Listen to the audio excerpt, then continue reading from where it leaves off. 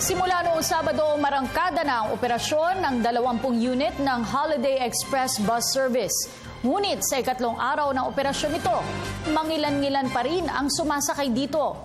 Dahil dyan, ibababa na ang pasahe sa premium bus service simula bukas. Ang ulat mula kay Jervis Manahan.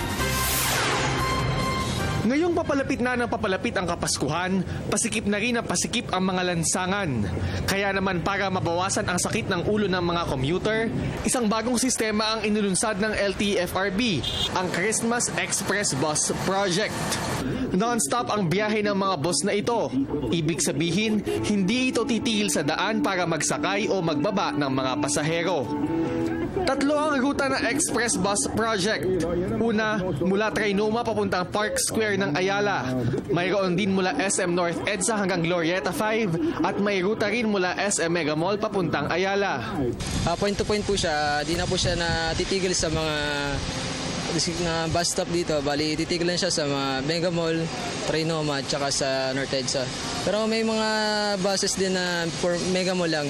Nagsisimula ang biyahe ng mga bus simula 6:15 ng umaga at may biyahe kada 30 minuto kapag rush hour at kada oras kapag non-rush hour.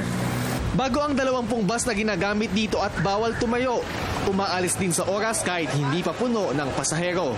Tatagal daw ang serbisyong ito hanggang January 6. Sinubukan namin ang biyahe mula Makati pabalik ng Trinoma kaninang umaga. So yan, time check, 10:33 tayo aalis ng Makati. So titingnan natin kung ano oras tayo darating ng Quezon City mamaya-maya. Nagsimula na bumiyahe ang bus kahit isa lang ang sakay nito. Sa loob lang ng halos 30 minuto, dumating na kami sa aming destinasyon.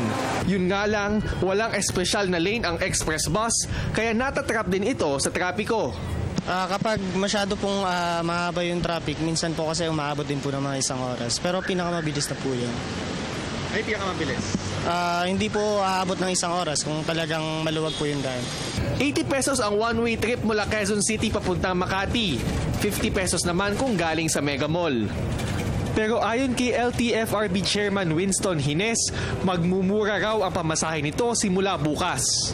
Magiging 64 pesos na lang ang pamasahe ng mga bus galing SM North, 60 pesos mula Trinoma at 40 pesos yung mga galing Mega Mall.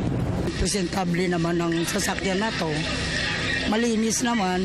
Tsaka safety talaga, walang dito. Okay naman. Sa ngayon, kakaunti pang sumasakay dito sa Christmas Premium Bus Service ng LTFRB pero umaasa sila na makakatulong ito sa pagluwag ng daloy ng trapiko ngayong Christmas rush. Para sa Telebisyon ng Bayan, Jervis Manahan.